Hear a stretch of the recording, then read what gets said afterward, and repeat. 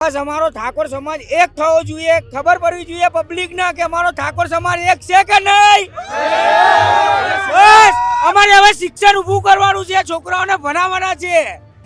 આજે સમાજ ભેગો કેમ થયો, સમાજનું વિચાર્યું ત્યારે આજે બધાને ભેગા કર્યા ને. એટલે નેતા અમારો કોઈ એવો નથી કે જે એમના ઘર પડતું હોય.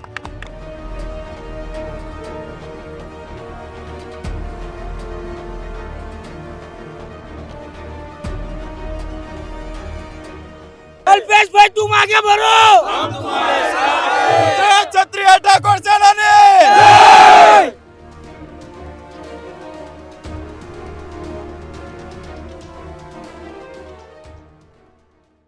નમસ્કાર, આપની સાથે હું છું પાયલ. ગાંધીનગરમાં અત્યારે 3 વાગે ઠાકોર સમાજના લોકો ભેગા થયા છે. અભ્યુદય કાર્યક્રમ છે અને કાર્યક્રમમાં જે યુવાનોની વાત થઈ રહી છે, એટલે યુવાનોને શિક્ષણ તરફ વાળવાના છે, વ્યસન મુક્તિની વાત કરવાની છે. તો યુવાનો સાથે વાત કરવી છે. ઠાકોર સમાજના શું નામ છે આપ? રાહુલ ઠાકોર. અને તમારું?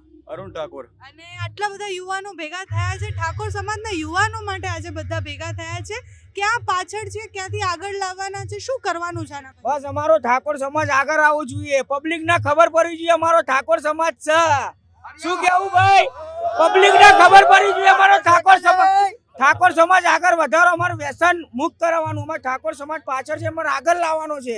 ખબર પડવી જોઈએ શિક્ષણમાં, દિલ્હીમાં ખબર પડવી જોઈએ. અત્યાર સુધી અમારી ઠાકોર સમાજમાં શિક્ષણનો અભાવ થોડો હતો, તેથી અમારો સમાજ પાછળ રહેતો હતો. હવે અમે અત્યાર સુધી ઠાકોર સમાજ બહુ મૂક્યો, હવે ઊંઘવા દેવો નથી ઠાકોર સમાજને. હવે અમે શિક્ષણનો એક સ્કૂલ બનાવવા જઈ રહ્યા છીએ, જેથી કરી અમારી આવનારી પેઢી શિક્ષણનો તેનો મતલબ શિક્ષણમાં વધારે આગળ વધે. અને આજે રાત્રે 3 વાગે રામકથા મેદાનમાં સેક્ટર 11માં અમારો ઠાકોર ગુજરાત ક્ષત્રિય ઠાકોર સેનાના માનનીય શ્રી અલ્પેશજી ઠાકોર દ્વારા આ કાર્યક્રમ યોજાયો છે. અને સવારે 6 વાગતા અમે અડાલજ ખાતે ઠાકોર સમાજની શિક્ષણ સંકુલનો ખાતમુહૂર્ત કરશું. તો આટલા બધા યુવાનો ભેગા થયા, ઉત્સાહ છે બધામાં બહુ વધારે. આટલા બધા યુવાનો ભેગા થયા. તમે એવું કીધું કે યુવાનો થોડાક પાછળ રહ્યા હતા. સમાજની કઈ કઈ બદીઓ હતી જે તમને એવું લાગે છે જે હવે દૂર થશે, આટલા બધા ભેગા થયા છે? પહેલા તો અમારા સમાજમાં શિક્ષણ ઓછું હતું, એક વ્યસન હતી, વ્યસનો જેથી કરીને અમે વ્યસનો મુક્ત કરી દીધો છે. 90% પબ્લિક ઠાકોર સમાજની જે બધા વ્યસન છોડી દીધો છે અને હવે એજ્યુકેશન તરફ આગળ વધી રહ્યા છીએ.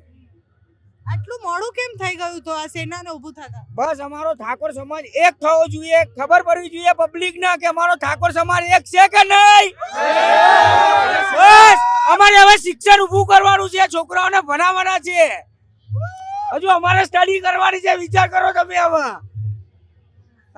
અચ્છા, આ નેતાઓ બધા સ્ટેજ પર બેઠા છે, બધા એવું કહે છે કે ચૂંટણી આવે એટલે બધા જાગી જાય, પણ પછી સમાજનું એ કઈ ઉદ્ધાર ના થાય તો નેતાઓનું થાય.